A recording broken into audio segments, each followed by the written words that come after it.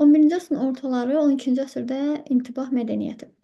Ümumiyyətlə 9-cu əsrdən başlayaraq Azərbaycanda mədəni bir yüksəliş başlayır. Bu İslam dininin gəlməsi də buna çox böyük töhfələr vermişdi.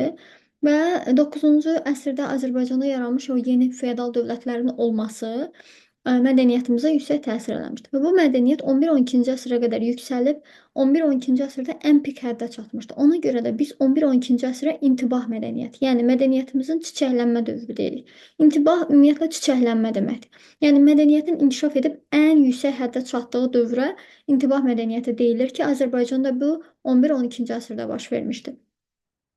Və təkcə Azərbaycana aid deyil. Ümumiyyətlə Şərqdə 11-12-ci əsrlərdə intibah mədəniyyəti dövrü idi. Yəni mədəniyyətin inkişaf etdiyi dövr idi ki, hələ Avropada intibah mədəniyyəti baş tutmamışdı. Və bunu yadımızda saxlayırıq ki, intibah dövrünün ən mühüm nailiyyəti türk dilinin bütün ölkə ərazisində vahid ünsiyyət vasitəsinə çevrilməsi idi. Bu da Səlcuqların və eləcə də Oğuz türklərinin Azərbaycana axın etməsi ilə əlaqədar idi ki, türk dilində artıq ünsiyyət vasitəsinə çevrilir və beləliklə bütün Azərbaycanda artıq türk dili əsas danışıq dili olur. Bu dövrdə ümumiyyətlə məktəblər və mədrəsələr var idi. Məktəblər bizim müasir dövrdə bildiyimiz məktəblər. Yəni ibtidai sinif uşaqları gedib məktəblərdə təhsil alırlar. Mədrəsələr isə müasir dövrdəki universitetləri xatırladır. Mədrəsələrdə isə daha ali təhsil alınırdı. Yəni ali təhsilin alındığı ocaq mədrəsə idi və burada dini biliklərlə yanaşı həm də dünyəvi elmlər, yəni məntiq, ərəb və fars dilləri, təbiət elmləri, fəlsəfə və sairə kimi elmlər öyrədilirdi. Məşhur dilçi Xətib Təbrizi Suriyada təhsil almışdı. Daha sonra isə Şərqin ilk ali məktəbi olan Bağdaddakı Nizamiye mədrəsəsində 40 ildən çox dərs demişdi. Ümumiyyətlə o təkcə dilçi deyildi, həm də fəlsəfə, məntiq, ədəbiyyat sahəsində də çox qiymətli araşdırmalar aparmışdı. Xətib Təbrizi dilçilik və ədəbiyyatşünaslıq sahəsində ensiklopedik biliyə malik olan görkəmli alimlərdən biri idi. Yəni çox savadlı idi. Bunu deməyə çalışır. Yəni ensiklopedik bilik biliklərinin çox dərin olduğunu göstərir. Fazil Fəriddin Şirvani 12-ci əsrin astronomu idi və ömrünün 30 ilini astronomiyaya həsr etmişdi. Hətta 12-ci əsrdə o bir neçə ulduz cədvəli tərtib etmişdi. Bir çoxlarının tanıdığı Bəhmənyar İbn Mərziban bilirik ki, İbn Sinanın tələbəsi olmuşdu və o filosof idi. Fəlsəfə elminin inkişafına çox böyük töhfə vermişdi. Hətta İbn Sina Bəhmənyar haqqında yazırdı ki, o mənə oğuldan artıq istəklidir. Mən ona tərbiyə, təlim vermiş və bu səviyyəyə gətirib çıxarmışam. Yəni İbn Sina Bəhmənyarı çox sevirdi. Digər filosof Eynülqüzzət Miyanəçi, onun dini görüşlərinə görə 32 yaşında ruhanilər onu qətlə yetirmişdi. Yəni düşüncələri ruhanilərə uyğun gəlmədiyi üçün onu 32 yaşında qətlə yetirmişdilər.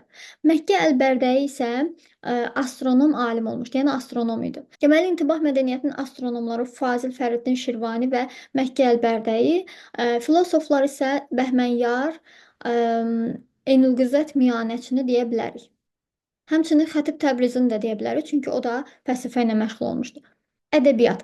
11-12-ci əsrdə mədəniyyətin bütün sahələrində olduğu kimi ədəbiyyatda da intibah baş verdi və intibah ədəbiyyatının nümayəndələrindən biri Qətran Təbrizi idi, hansı ki Təbrizdə yaşamışdı və tarixi əsərlər daha çox yazmışdı. Daha sonra Əfsələddin Xaqani o ilk dəfə Azərbaycan ədəbiyyatında poema yazmışdı. Daha sonra Məhsəti Gəncəvi, o da rübailər, gözəl rübailəri ilə seçilirdi və ədəbiyyatımızın ən zirvəsi Nizami Gəncəvi, hansı ki o Xəmsəni yazmışdı və onun beşlik, yəni Xəmsə 5 poeması bütün dünyada məşhur idi. Və ədəbiyyatla yanaşı həm də o astronomiya, tibb, həndəsə elmlərində yaxşı mənimsəmişdi ki, bunu da öz əsərlərindən görmək olur. Farslar ümumiyyətlə Nizami Gəncəvin fars dilində əsərləri olduğu üçün fars olduğunu iddia etdiyi dönəmlər olub ki, amma tarixi mənbələrə baxanda görürük ki, Nizami Gəncəvi ömrü boyunca Gəncədən kənara çıxmayıb. Həmçinin Atabəy Qızıl Arslan Nizami Gəncəviyə Həmdünya adlı kənddə bağışlamışdı. Həmçinin bu dövrdə başqa şairlərin də adlarını çəkə bilərik. Əbülüla Gəncəvi, Mücriddin Beyləqani, Fələki Şirvani, İzzəddin Şirvani, Qivami Gəncəvi və başqaları da bu dövrün məşhur şairləri olmuşdu. Memarlıq 12-ci əsrdə memarlıq da inkişaf etmişdi. Deməli 12-ci əsr memarlığı iki dövrə bölünür Azərbaycanda. Şirvan memarlığı abidələri və Naxçıvan memarlığı abidələri. Şirvan memarlıq abidələri içərisində ən məşhuru memar Məsud Davudoğlu tərəfindən Bakıda ucaldılan Qız qalasıdır. Qız qalası deməli müdafiə xarakterli tikilmişdir. Ümumiyyətlə qalalar müdafiə xarakterli tikilib və Qız qalası da bunlardan biridir.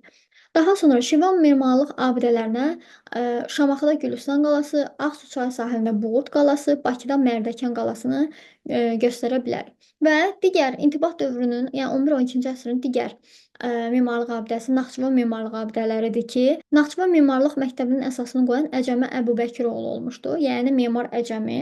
Memar Əcəmi Naxçıvanda böyük memarlıq abidələri yaratmışdı və onu sağlığında mühəndislər şeyxi adlandırırdılar. Memar Əcəmi tərəfindən Naxçıvanda inşa olunan abidələr Yusif ibn Küseyir türbəsi, Möminə xatun türbəsi, Qoşa minarə, Cümə məscidi və Darülmülk, yəni Eldənizlər sarayı Əcəmi Əbubəkiroğlu tərəfindən inşa olunan abidələr idi. Həmçinin Bakıda 11-ci əsrdə 1078-1079-cu illərdə Sınıqqala adlı məscid inşa olmuşdu, hansı ki bu şəhər rəisi Məhəmmədin əmri ilə tikilmişdi. Hal-hazırda da məscid içəri şəhərdə qalmaqdadır. Həmçinin 12-ci əsrdə Naxçıvan memarlıq üslubunda Marağada Göygünbəz, Urmiyada Üçgünbəz türbələri və Culfada sərdabələr ucaldılmışdı. Yəni Naxçıvan memarlığının baxaraq Əcəmidən bəhrələnərək Marağada Göygünbəz, Urmiyada Üçgünbəz və Culfada sərdabələr ucaldılmışdı.